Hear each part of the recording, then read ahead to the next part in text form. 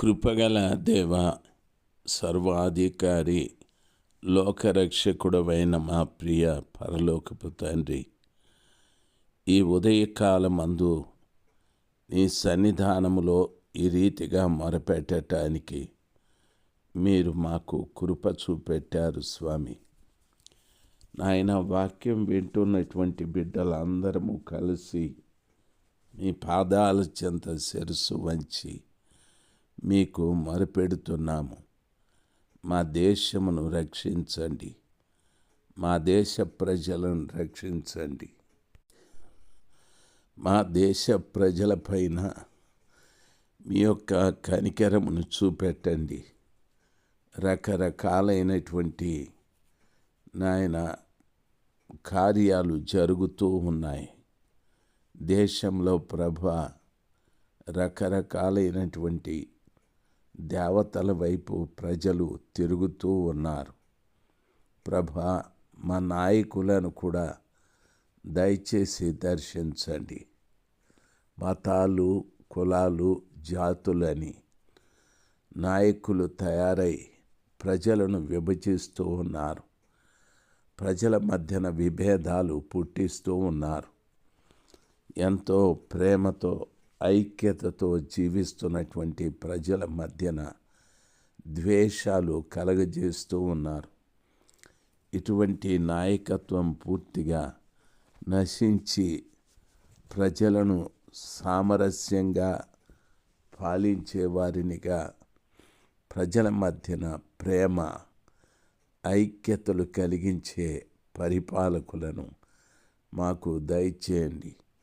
స్వార్థప్రియులైనటువంటి ఆయన పరిపాలనను దయచేసి మా దేశంలో రద్దు చేయమని ప్రార్థిస్తున్నాను. ఎందుకంటే ప్రభా, ప్రతి అధికారము మీ వలననే కలిగాది. మీరు లేకుండా ఏ అధికారము కలగలేదు. మీరే కృప చూపెట్టి కార్యము చేయమని యేసు ప్రభుల వారి నామములో ప్రార్థించి వేడుకుంటున్నాము తండ్రి. Amen, amen. జనవరి మాసం 23వ తారీఖు 2024 మంగళవారం. 2వ రాజుల గ్రంథము 1వ అధ్యాయము 15వ వచనం. అహజ్యా రాజు మరొక పంచదశాధిపతితో పాటు 50 మందిని పంపాడు. ఇప్పటికే 2 పంచదశాధిపతులు, వారితో కూడా వచ్చిన 50 మంది అగ్నికి ఆహుతై చనిపోయారు. ఈ 3వ పంచదశాధిపతి చాలా వినయముగా ఏలియా దగ్గరికి వచ్చి ఆయన ఈ రీతిగా అంటున్నాడు. ఆయన చాలా వినయముగా మాట్లాడుతూ ఉన్నాడు. ఏమనో తెలుసా?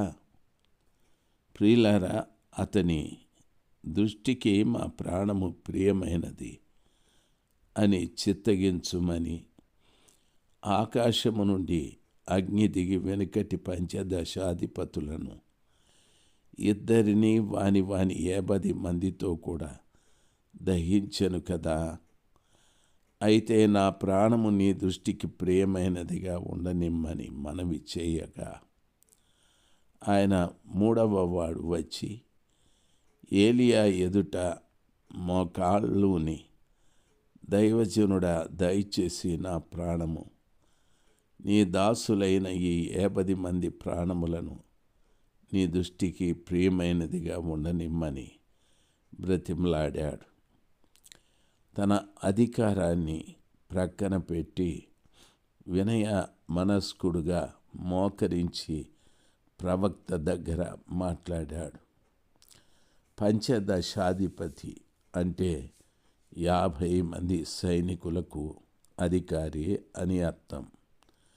తిష్బీయుడైన ఏలియా తోలుదట్టి కట్టుకొని గొంగిలి వేసుకొని తిరిగేటటువంటి వాడు. అతడు కొండల్లో ఒక పెద్ద గుండు మీద కూర్చున్నాడు. జనం మధ్యన లేడు. ఆయన ప్రత్యేకంగా ప్రజలకు దూరంగా నివాసము చేస్తూ ప్రభుతో చక్కటి సంబంధాన్ని కలిగి ఉండేవాడు. దైవజనుడు ప్రత్యేకత ఈ స్థలంలో కనిపిస్తుంది. చాలామంది ఈ రోజున దైవజనుల ప్రత్యేకత ప్రియులారా చాలా వేరుగా కనిపిస్తారు. బాగా గమనించాలి. ప్రత్యేకత అంటే చాలా హుందాగా, బాగా ఖరీదైన దుస్తులు ధరించి ప్రజలతో సంబంధము లేకుండా ప్రత్యేకంగా ఉండాలి అని కాదు. ప్రజలతో కాదు, కానీ లోకముతో సంబంధం ఉండకూడదు. తాము ప్రత్యేకముగా ప్రభు పక్షంగా నిలబడి ప్రభు మహిమార్థమై తాము జీవించినటువంటి వారుగా ఉండాలి. ఆ ప్రత్యేకమైనటువంటి స్వభావాన్ని కలిగి ఉండాలి. ఈ రోజునైతే చాలామంది లోకముతో కలిసిపోయారు. లోకమే వారి మీద ఉంటుంది. ప్రియులారా, వారికున్న పేరు ప్రతిష్టలు, వారికున్న ఆస్తిపాస్తులు, వారికున్నటువంటి ధనము, వారికున్న జనము, వారికున్న బలము, ఇవన్నీ కూడా చాలా గొప్పగా ఉంటాయి. దేవుని పిల్లలుగా మనం ఎప్పుడూ తగ్గింపు కలిగి ఉండాలి. లోకానికి ప్రత్యేకంగా ఉండాలి. దిష్మేయుడైన ఏలియా నోటి మాట చాలా శక్తివంతమైనది. నేను దైవజనుడైతే మీ మీదికి అగ్ని వచ్చి దహించునుగాక అని అన్నాడు. ఆ మాట మాట్లాడి ముగిస్తూనే ఆకాశం నుండి అగ్ని వచ్చి 50 మంది సైనికులను, వారి అధికారి కాల్చబడి బూడిదైపోయారు. ప్రియులారా, గమనించాలి. మన ప్రత్యేకత మన నోటి మాటను బట్టి ఉండాలి. మన మాట శక్తివంతమైనదిగా ఉండాలి. మనం మాట్లాడిన మాట దేవుడు క్రియాపూర్వకంగా జరిగించున్నట్లుగా ఉండాలి. ప్రియులారా, గమనించాలి. సర్వశక్తిమంతుడైనటువంటి దేవునితో ప్రత్యేకమైన సంబంధాన్ని కలిగిన ప్రవక్తగా జనం గుర్తెరగాలి. అంతేకాని మన మాట లోకస్తుల వలె ఉండకూడదు. మనము దేనినో ఒక దాని ద్వారా పైకి రాకూడదు. ఇప్పుడు ప్రభు ప్రవక్తతో అంటున్నాడు, యెహోవా దూత అతనికి భయపడక వానితో కూడా దిగిపోమ్మని ఏలియాకు సెలవిచ్చాడు. ప్రియులారా, ప్రవక్తతో కూడా యెహోవా దూత ఉన్నాడు. ఈ విషయము ప్రజలకు బాగా ఎరుక. ఈ రోజున మనతో కూడా ప్రభు ఉన్నాడా, మనతో కూడా ఎవరున్నారు అనేది ప్రజలు గుర్తెరగాలి. చాలామంది ఈ రోజున వారితో కూడా ప్రభు లేడు. వారితో కూడా జనం, ధనం, ఆస్తిపాస్తులు ఇలాంటివి వచ్చేసాయి. వారు జనానికే కాదు, దేవునికి కూడా దూరస్తులైపోయారు. ఎందుకంటే ప్రభు చెప్పిన మాట, ధనమెక్కడుండునో వారి హృదయం అక్కడుండునని చెప్పాడు.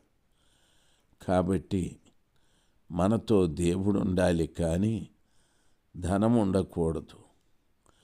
ఆ విషయాన్ని బాగా గమనించాలి. బైబిల్ ఈ రీతిగా సెలవిస్తుంది. ఏలియా ప్రవక్త అహజ్యా దగ్గరకు వెళ్ళి, ఇశ్రాయేలీయులలో దేవుడు ఉన్నవాడు లేడనుకుని నీవు ఎక్రోను దేవతయగు బయల్జెబూలు నొద్ద విచారణ చేయుటకై దూతలను పంపితివే. నీవెక్కిన మంచం మీద నుండి దిగి రాకుండా నిశ్చయముగా నీవు మరణమవుదువు అని చెప్పాడు. ప్రియులారా, ఆ మాట చెప్పుతూనే ఏలియా ద్వారా యెహోవా సెలవిచ్చిన మాట ప్రకారము అతడు చనిపోయాను. ప్రవక్త మాట్లాడిన మాట ప్రకారముగా అహజ్యా చనిపోయాడు. అతనికి కుమారుడు లేనందున యూదా రాజైన యెహోషాపాతు కుమారుడైన యెహోరాము ఏలుబడిలో 2వ సంవత్సరమందు యెహోరాము అతనికి మారుగా రాజయ్యాడు. వింటున్న దైవ జనాంగమా, అహజ్యా రాజరికాన్నే కాదు, ప్రాణాన్ని కూడా పోగొట్టుకున్నాడు. ప్రాణమే కాదు, అతని తరువాత అతనికి సంతానము కూడా లేదు. ఆయన తరువాత బైబిల్ సెలవిస్తుంది, యెహోరాము ఏలుబడిలో 2వ సంవత్సరమందు అతడు రాజయ్యాడు. యెహోషాపాతు కుమారుడితడు. ఎవరో వచ్చి ఆ దేశానికి రాజుగా అయ్యాడు. ఎంత విచారకరమైన సమాచారము! దేవుని వదిలిపెట్టి మనము ఇంకొక దాన్ని వెంబడిస్తే ఎన్నో అహజ్యా నష్టపోయినట్టుగా మనము నష్టపోవలసి వస్తుంది. రాజరికం పోయాది. ఆఖరికి షోమ్రోనులో పైన కిటికీ నుండి కింద పడి రోగి అయ్యాడు. తరువాత తన ఆరోగ్యం కుదుట పట్టడానికి ఎవరూ సహాయం చేయలేదు. ఆఖరికి తానెక్కిన మంచం దిగకుండా చనిపోయాడు. తరువాత తన రాజ్యాన్ని పరిపాలించటానికి ఎవరూ లేక మరొకరు రాజయ్యాడు. ఎన్ని నష్టాలు జరిగాయి! కాబట్టి పొరపాటును కూడా దేవుణ్ణి విడిచిపెట్టకుండా అన్ని పరిస్థితులలో ఆయనను కలిగి ఉండటానికి మనం నేర్చుకోవాలి. ఆ జ్ఞానము దేవుడు మనకు దయచేయునుగాక.